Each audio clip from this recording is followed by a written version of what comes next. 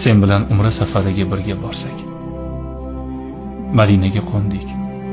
Hayajondan yuraklar tez-tez urib, muborak zaminga birga keldik. Rasulimizga salomlar berdik. Duolar qildik.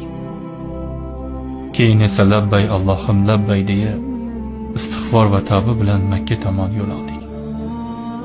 Ka'bani ilk bora ko'rib, jamiki xayrli narsalar, solih farzandlar, oramizdagi muhabbatning ziyodaligini so'radik.